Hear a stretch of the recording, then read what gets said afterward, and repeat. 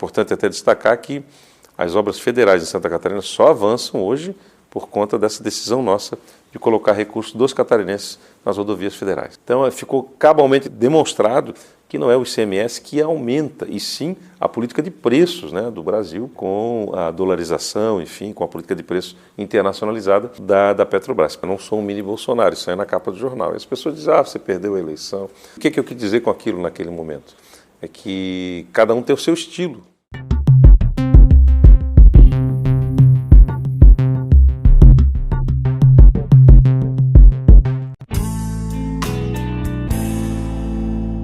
Nossa expectativa era que a 470, por exemplo, que pega bem essa região, né, a região toda do Vale, região norte, que demanda para ir para o oeste também, liga com a 282, enfim, ela é um corredor logístico importante, 100 mortes por ano, e nós separamos 300 milhões. Já investimos ali mais de 100 milhões, acho que 104 milhões na nossa última conta.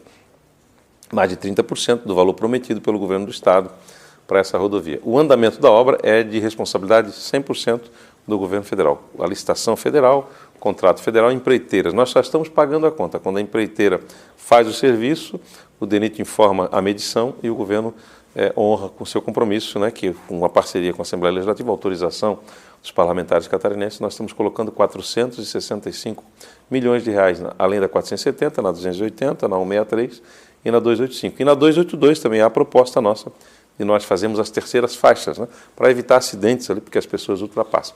Eu costumo dizer que as rodovias são federais, mas quem está transitando nelas, engarrafado nelas, ou até mesmo morrendo nessas rodovias, se acidentando, são os catarinenses. Por isso justifica esse investimento. Era para essa obra terminada, 470 lotes 1 e 2, para o primeiro semestre de 2022. Eu acredito que isso não acontece, porque nós estamos terminando já o primeiro semestre, mas nós vamos acompanhar. Não será por falta de recursos que essa obra tem que ter o andamento, né, e vai ter o andamento. Então vamos ver o que é que acontece, a questão climática, enfim, e o trabalho das empreiteiras. Mas o governo está garantindo os recursos para essas obras avançarem. É importante até destacar que as obras federais em Santa Catarina só avançam hoje por conta dessa decisão nossa de colocar recursos dos catarinenses nas rodovias federais. Todo o povo da região litorânea, norte aqui, né, muito afetado com a BR-101. Nós temos um grande projeto, que já foi feito o EVTEA, já tem um traçado delimitado de criar uma nova rodovia paralela à BR-101, entre a 108 e a BR-101, SC 108 e a BR-101, que será um novo corredor logístico, 6 pistas, um investimento de 6 bilhões de reais, 150 quilômetros de extensão, e vai criar um novo corredor de desenvolvimento para Santa Catarina. Esse EVTEA já nos foi entregue, agora nós vamos licitar o projeto, e depois vamos investir esses valores, ou em parceria público-privada, ou com recurso de Santa Catarina mesmo, para que a gente tire 32 mil veículos por dia da BR-101. E vai dar mais dignidade para aquelas pessoas que vivem conurbadamente, inclusive tem municípios conurbados um ao outro, né, ao longo da 101, e que você está no município e às vezes tem que cruzar a BR, ou tem que usar a BR, inclusive, para pegar um filho no colégio. Enfim, é uma rotina que é muito dura, né, para o povo que vive ao longo da BR-101. Então, esse é um projeto, eu costumo dizer que o nosso governo, além de realizações importantes, pensa Santa Catarina para 2040, 2050. Algumas delas têm complexidade, né? Desapropriações, a questão do DENIT, quando envolve rodovia federal, a autorização, enfim. Então, estão encaminhando, né, com os projetos na Secretaria da Infraestrutura. É importante destacar que as rodovias de Santa Catarina, quando nós recebemos, elas estavam com 74% em condições ruins ou péssimas em 2018. Hoje são 24% em condições ruins ou péssimas, ou seja, mesmo em pandemia, mesmo com toda a instabilidade política que nós sofremos, com todas as injustiças, nós conseguimos avançar e mudar o quadro. Estamos hoje investindo em rodovias federais, em rodovias estaduais e, como eu falei, até 2021, 3 bilhões e meio para os prefeitos, em rodovias municipais também, em infraestrutura municipal. Ficou absolutamente comprovado e provado que não é o ICMS que aumenta o preço dos combustíveis. Nós estamos há 8 meses, para mais já, com o ICMS de Santa Catarina congelado, então, tanto sobre diesel quanto sobre a gasolina. Se a gente fizer um cálculo hoje, nós fixamos o preço de tabela lá atrás, o nosso ICMS sobre o diesel corresponde não a 12%, que já era o menor do Brasil, mas a cerca de 9%, porque a gente fixou ele lá atrás há 8 meses. E o do combustível, da gasolina, não de 25%, que também é a menor do Brasil, mas está cerca de 19%. Então, essas tentativas todas de baixar para 17%, ou aquela decisão do STF que leva a 18,5%, o diesel, né, que aumentaria em Santa Catarina, o qual eu falei que não iria acompanhar, porque o nosso já é 12%, né? O nosso tributo hoje corresponde a um percentual menor do que efetivamente as alíquotas são determinadas, 12 e 25, mas está correspondendo hoje a 9% e 19%. Então já são mais baixas do Brasil. E como nós congelamos, a gente está cobrando então em cima de uma tabela defasada. E o combustível continua aumentando. O diesel eu vi na bomba há poucos dias, R$ 6,90, combustível, a gasolina R$ 7,40, quase próximo, muito próximos inclusive, o que é uma injustiça com o consumidor. Então ficou cabalmente demonstrado que não é o ICMS que aumenta, e sim a política de preços, né, do Brasil, com a dolarização, enfim, com a política de preços internacionalizada da Petrobras. Penso que o governo central, o governo do Brasil, pode estabelecer um fundo de compensação para que essa variação cambial e variação nos preços do barril do petróleo possa ser compensada com esse fundo, até porque a empresa brasileira, com seus acionistas, está levando um bom lucro, né? E só para o governo são mais de 47 bilhões de dividendos que são distribuídos. Então, penso que nesse momento de crise, de alta de preço, e para segurar a inflação, não adianta você fazer puxadinho, né? O que estão tentando fazer é puxadinho, e que está comprovado aqui em Santa Catarina que esse puxadinho não resolve, porque o preço do combustível continuou subindo. Nós já investimos 95 milhões para ampliação, mais 40 para compra de equipamentos, agora que foi pactuado, né, com a gestão hospitalar. Me parece que está pronto, né, a nova ala, né, a obra física. Os recursos já estão disponíveis, inclusive nós já pagamos 35 milhões dos 40 para compra de equipamentos, já disponibilizamos 35 milhões para o hospital, está faltando complementar só essas compras, enfim, demandar para que a gente conclua. Penso que nós vamos ter que pactuar com o hospital para que efetivamente ele entregue essa nova ala, disponibilize a todo o povo da região, porque é um hospital importante, né, para a região, um hospital regional também, e o governo do estado entende que não deve voltar a investir enquanto isso não for resolvido. Como é um hospital que também tem uma gestão filantrópica, né, compartilhada, não é um hospital próprio do estado, eu penso que a gente tem que, o que foi avançado, o que foi ajustado, tem que ser cumprido. O Estado vê a visão regional e estadual da saúde, né? Então, se a gente quer pactuar com o hospital para que ele faça cirurgias eletivas em determinadas áreas, tudo isso tem, por isso que o governo do Estado investe num equipamento hospitalar como esse, que é fora do núcleo próprio do Estado, mas contando com a parceria e com que o equipamento esteja disponível, até para que a gente possa avançar em tantas outras demandas que nós temos, né, com cirurgias eletivas. Agora, a questão dos leitos de UTI neonatal, que a gente está pactuando com alguns hospitais para abrir, alinhado com o Ministério da Saúde, que tem que ter habilitação. Então, a gestão da saúde é uma gestão complexa. Nós estávamos agora recentemente com essa grande demanda, né, no hospital infantil aqui na capital, que praticamente extrapolou a condição de oferta de serviços, tinha gente esperando na fila por doenças respiratórias. Nós levantamos as crianças que estavam ali, 95% dos casos eram para atenção primária, não eram para hospital de alta complexidade, como é o caso de Joana de Guzmão. Então, é preciso conciliar, né, os investimentos municipais, o Estado é parceiro, atua também no cofinanciamento, mas é preciso que se tenha profissionais. Eu acho que a grande dificuldade hoje é RH, né, para ofertar esse serviço. Então, cada movimento nosso será assim cobrado e nós vamos acompanhar os investimentos que nós fizemos lá para que os equipamentos e a oferta, esse espaço de serviço seja, de fato, disponibilizado à sociedade. Eu acho bastante importante, essa é uma demanda regionalizada, nós estamos fazendo isso pactuando com outras regiões, como no sul do estado, e eu vejo absolutamente possível, né, que a gente possa construir. O estado hoje tem recursos, tem condição de investir, nós não temos problema orçamentário, e a gente tem que ver quem é a região que tem a vocação, qual o equipamento, né, que tem a vocação, seja através do hemóstico, seja em parceria com serviços que tenha já no mercado lá, para que a gente possa fazer coleta e facilitar que a população faça esse ato tão importante, né, que é de doar e facilitar a vida, diminuir o sofrimento das pessoas, dar condição de desenvolver os procedimentos hospitalares com mais segurança. E eu penso que Itajaí tem que ser contemplado, sim, né? Essa é uma demanda que não chegou hoje, né? mas que a Secretaria de Estado vai analisar e pode contemplar. Sim.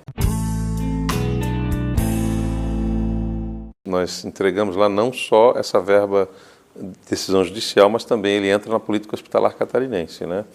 Então são 2 valores destinados ao hospital. Mas para além disso, eu vejo que uma das formas de investir é exatamente desconcentrar. Então quando a gente anuncia um investimento em Camboriú, a gente distensiona a região também, né? A gente avança em investimentos. Esse hospital de Balneário Camboriú é um hospital que nós temos uma proposta até para um hospital escola, né, na cidade, que eu recebi com muito bom grado. Essa semana a gente discutiu com a equipe da saúde e a gente precisa de um parceiro, que pode ser uma das universidades comunitárias da região, pode ser a Universidade do Estado de Santa Catarina, pode ser até uma universidade federal, sem problema algum, em que a gente possa atender a comunidade de portas abertas, né, atender via SUS, mas com recursos do Estado de Santa Catarina, e fazer com que, de fato, os serviços sejam ofertados na melhor qualidade possível e na melhor velocidade, né, e abrangência, né, socializando, de fato, a saúde, o acesso à saúde dos catarinenses. Eu recebi com uma ideia muito interessante, criarmos ali um hospital universitário, um hospital escola, como se costuma dizer, vai oportunizar formação para os acadêmicos, que a região dispõe de cursos, e, ao mesmo tempo, oferta de serviços aos catarinenses. E o Estado será parceiro do município de Balneário Camboriú, o prefeito Fabrício é um parceiro ali. Tenho certeza que a gente vai construir um excelente resultado para que a população se beneficie de fato, né? E ele é um hospital estratégico também, né? Próximo à BR-101, há uma demanda, né, por emergência, também por trauma. Tudo isso a gente precisa qualificar e melhorar a oferta de serviços. Na nossa gestão, desde 2019, nós colocamos para funcionar várias escolas que estavam sob júdice, questionando a acessibilidade, era uma delas, né, que era o principal ponto, ou seja, uma falha na programação dos projetos, né? Nós recebemos assim várias escolas, uma inclusive na região de Lages, que eu lembro bem que eu fui visitar a escola, ela não tinha rampa, não tinha acessibilidade para pessoas com deficiência, e rapidamente a gente viabilizou o investimento, que é o que nós estamos fazendo hoje em 700 escolas de Santa Catarina. Das 1.064 escolas estaduais, da rede estadual de ensino, nós estamos já intervindo nelas, em 700 escolas, ou a licitação está sendo já em vias de finalizar, ou cerca de mais de 200 escolas já recebendo investimentos em quadra de beach tênis, reforma de ginásio coberto, reforma da própria escola, recebendo lousa digital, laboratório de tecnologia e espaços makers, assim por diante. Então, são 7,5 bilhões de reais. 7,7 eu vi hoje, inclusive na nossa sessão de julgamento das contas do governo. Então, é um investimento maciço, que, como você bem mencionou, Fran, é de 27,4%. Esse 27%, o mínimo que a Constituição determina é 25% de investimento. Nós superamos o 25%, que o Estado nunca havia chegado nos 25% antes, mesmo quando computava os inativos. A despesa com o salário dos inativos da educação, ele não chegava a 25%. Nós retiramos a despesa com o salário dos inativos e superamos os 25%, chegamos a 27,4%. Entendo que nós todos devíamos pagar menos tributo, né, no Brasil, em várias áreas, então não 17, 25, mas sim 7, 6, como é nos países desenvolvidos, mas que todos paguem, especialmente no consumo. E isso se chama reforma tributária. Essa é a questão que o governo tem que enfrentar, a Câmara, o Congresso e o governo central. Não adianta fazer puxadinho, mexer só no ICMS da gasolina, só no ICMS do diesel, não vai resolver, não vai conter alta de preços, é uma forma de enganar a população, e a gente precisa, de fato, que a gente tenha uma reforma tributária ampla, né, e temos que enfrentar essa situação que não avançou no Brasil, né? Nós temos aí promessas, né, de se enfrentar a discussão tributária, e numa visão geral, né, que é diminuindo o número de tributos no país, simplificando a tributação, simplificando também a fiscalização. O importante seria a gente realmente avançar para uma obra de infraestrutura que elimine esse transporte por balsa, né, o ferro-bolt. Nós temos ali no sul do estado, nós estamos com um projeto já bem avançado para construir uma ponte também sobre o canal de Laguna, que também depende de uma balsa, e dessa forma a gente não vê um desenvolvimento para a região. Ali pode ser túnel, pode ser ponte, eu acredito que mais túnel, né, é uma escolha da região. Em agosto, se não me falha a memória, de 2021, me reuni com prefeitos da região, do consórcio, havia uma decisão por investir num túnel, e isso avançou. Foi criado um grupo de trabalho para que a gente possa ir através do BIRD, né? Também houve uma sinalização para a possibilidade de empréstimo para que a gente pudesse desenvolver os projetos, tanto de infraestrutura com um túnel, como também de transporte coletivo para a região, e o governo é parceiro.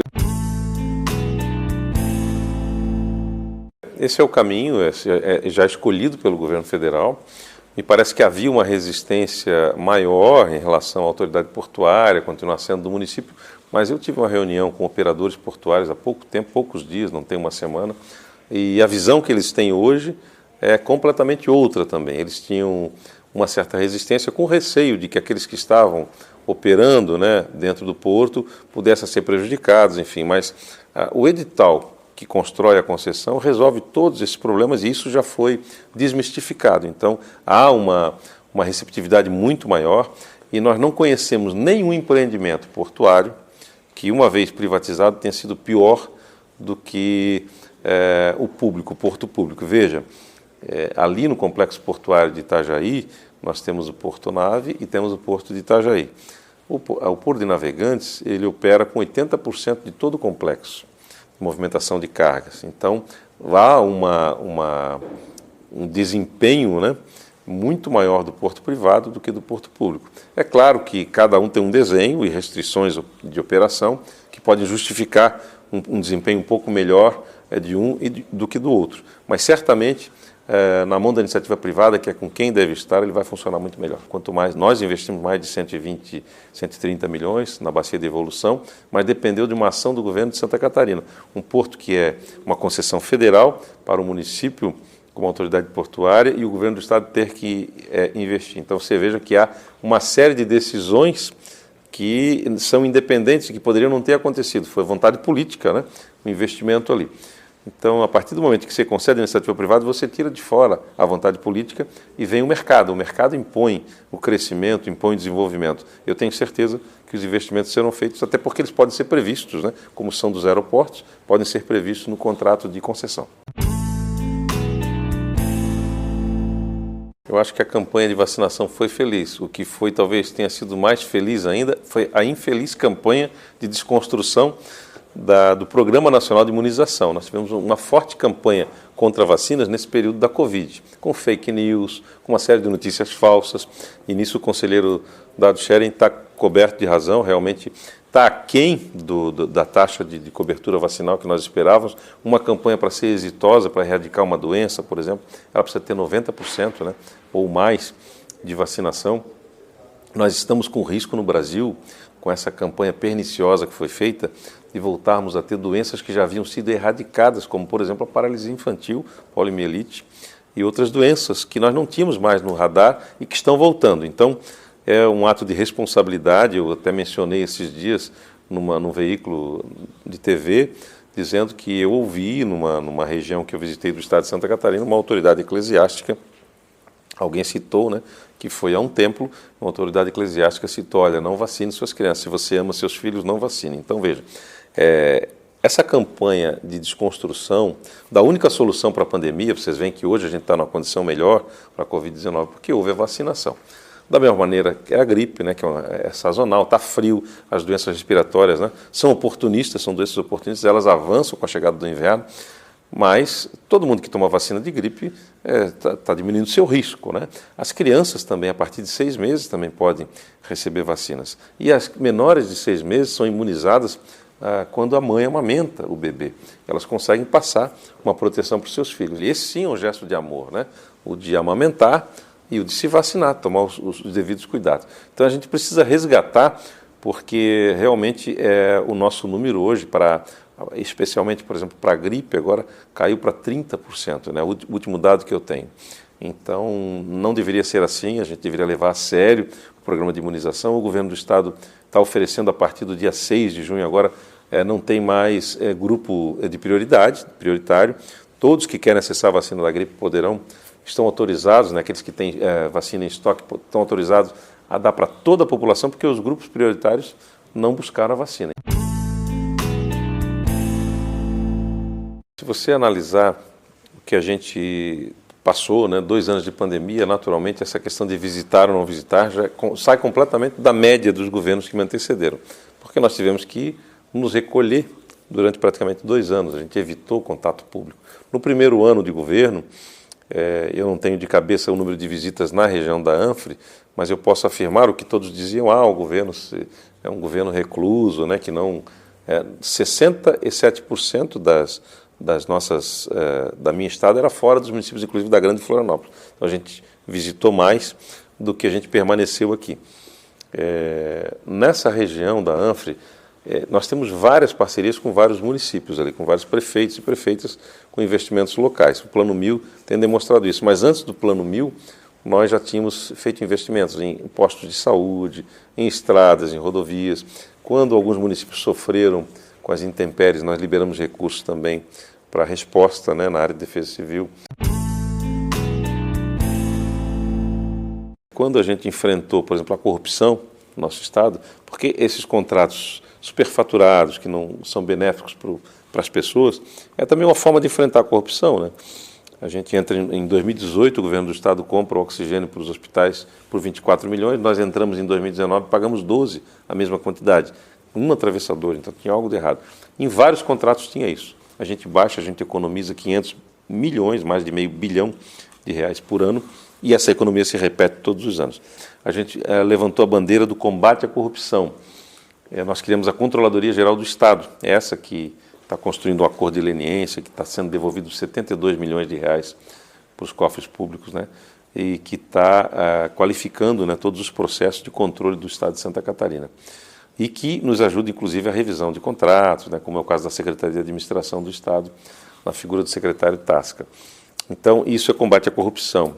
A livre iniciativa, né, a gente tem fomentado isso, e o nosso governo tem um equilíbrio, né, ele conseguiu equilibrar o enfrentamento da crise sanitária com a economia, né, um equilíbrio perfeito, né, menor taxa de letalidade do Brasil e menor desemprego do Brasil.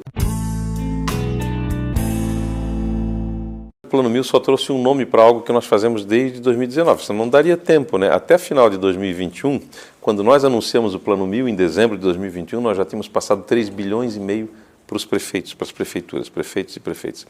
A gente não passa para o prefeito, a gente passa para a cidade, que é onde as pessoas vivem. Na cidade que as pessoas estudam, vão ao postinho de saúde, vão à escola, precisam de boas estradas, precisam de um ginásio coberto para as crianças fazerem atividades físicas. Então, até 2021, que foi em dezembro que nós lançamos o Plano 1000, nós já havíamos passado 3,5 bilhões. Então, não é um plano de final de governo, não é um plano eleitoreiro. E, na verdade, tem municípios que já estão no Plano 2.000, no Plano 4.000, no Plano 10.000, no Plano 5.000. Porque o Plano 1000 pensa em R$ 1.000 por habitante. Então, um município que tenha 2.600 habitantes, nós temos vários municípios em Santa Catarina com um pouco mais de 2.000 habitantes, receberia, então, 2,5 milhões, seria isso, né? E esses municípios têm recebido 5 milhões, 10 milhões, 15 milhões, 30 milhões de investimentos. Então não é mais Plano 1000, já passou. Lá em 2021 já tinha passado do Plano 1000. Ele só trouxe esse nome para a gente ser justo também com a densidade populacional, com as grandes cidades. Então você pega uma cidade como Itajaí, como Joinville, como Blumenau, aí você tem um volume maior de moradores, então você distribui recursos públicos não seguindo a regra da geografia das urnas, e sim aonde as pessoas vivem. Então o Plano 1000 diz para o prefeito, se programe. Quem não iniciou a obra ainda é porque não tinha projeto, não tinha condição de fazê-lo, né? Alguns são mais rápidos porque abaixo de 5 milhões a transferência é especial. Eu não preciso aprovar o projeto aqui no governo, eu faço a transferência e o prefeito, com seus projetos locais, começa a executar. Quando é acima desse valor, aí demanda um convênio, o convênio leva mais tempo. Então é uma questão de execução burocrática, mas os recursos são garantidos, porque nós garantimos aos prefeitos que esse plano é para se desenvolver nos próximos anos, né? Nos próximos 5 anos. A gente sempre teve esse comportamento, essa postura, desde 2018, quando eu ainda era candidato. Uma das primeiras entrevistas que a gente concedeu foi dizer, olha, não sou um mini Bolsonaro, isso aí é na capa do jornal. E as pessoas dizem, você perdeu a eleição. E o que eu quis dizer com aquilo naquele momento? É que cada um tem o seu estilo, cada um tem o seu jeito de ser, não é? Você não precisa imitar as pessoas, não precisa falar as mesmas coisas e nem concordar com tudo. Isso é natural de quem exerce liderança, de quem tem raciocínio, né, que consegue não ter unanimidade em tudo, porque a unanimidade em tudo também não é muito inteligente, né? Então, essas pessoas que radicalizam nos extremos, seja direita ou esquerda, não interessam para o que a gente faz hoje aqui, que é atender o povo de Santa Catarina, que é atender as pessoas, que é melhorar a economia do nosso Estado, que é oferecer oportunidades e cuidar da vida das pessoas, que foi o que nós fizemos também. Então, a gente enfrentou a pandemia com muita seriedade, acreditando na ciência, enfim. Então, naquilo que converge, por exemplo, o nosso governo talvez seja o governo mais colaborativo com o governo central do Brasil hoje. Quando eu falo que a gente investe em rodovia federal, mais de R$500 milhão, quando a gente, durante a pandemia, o Ministério da Saúde não conseguia habilitar os leitos de UTI, nós bancamos e garantimos para todos os hospitais filantrópicos, mais de 50 hospitais que participaram do enfrentamento de alta complexidade da pandemia, nós garantimos a diária de R$6 mil, a diária de um leito de UTI Covid, mesmo não habilitado pelo Ministério da Saúde. Agora, com as emendas dos parlamentares federais de Santa Catarina para investir no agronegócio, a gente colocou R$30 milhões para complementar os 80 milhões, porque o preço das coisas subiu. Então, a gente está tudo pró orçamento federal, para que nenhum município fosse cortado daquele mapa de distribuição de recursos federais. Então, nós somos talvez o governo mais colaborativo. Eu costumo dizer que não é o que a gente ouve falar. Assim, a árvore a gente conhece pelos frutos, efetivamente. É o que se faz, né? Então, naquilo que a gente concorda de convergir, o governo é parceiro do governo federal. Em relação à eleição em si, eu penso que a gente tem um cenário bastante complexo e diverso, né? Porque a gente está fazendo coligações e nós vamos, na verdade, escolher sempre o que é melhor para Santa Catarina. Eu hoje estou num partido de centro-direita, né? E vou manter a minha coerência com os meus princípios, com aquilo que eu acredito e com as mesmas bandeiras que nós nos elegemos lá em 2018. É nisso que eu acredito, essa coisa de direita e esquerda. A gente tem uma pesquisa muito recente que diz que 80% da população brasileira não sabe o que significa efetivamente direita e esquerda. Eu acredito naquilo que a gente faz, naquilo que a gente realiza, e é isso que a gente vai continuar fazendo pelo nosso Estado. Eu penso que quando a gente começa a trabalhar pelos catarinenses e cuidando das pessoas como a gente cuidou nos últimos 3 anos e meio, a gente percebe que o que a gente construiu precisa se consolidar.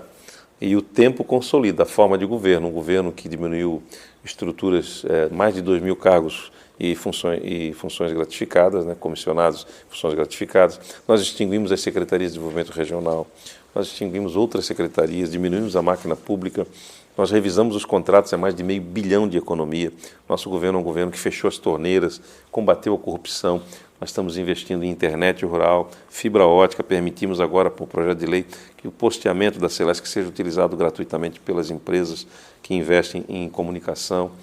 Nós estamos percebendo que é possível fixar o homem do campo, se ele tiver conforto para trabalhar, levar autonomia, né, e tecnologia para o campo, né, para a automação dos processos, enfim. Sem internet, sem comunicação, você não faz nada. Então, nós estamos vendo de forma muito sistêmica como desenvolver Santa Catarina com novas matrizes energéticas, com menor impacto ao meio ambiente, como é o caso dos nossos investimentos, que vamos levar gás até o extremo oeste de Santa Catarina pela rede pública de gás, a SC Gás, a entrada do gás lá pelo Porto de São Francisco, via Baía da Babitonga, que vai aumentar em 5 vezes a molécula em Santa Catarina. Tem várias empresas querendo crescer e investir e não tinham matrizes energéticas à disposição.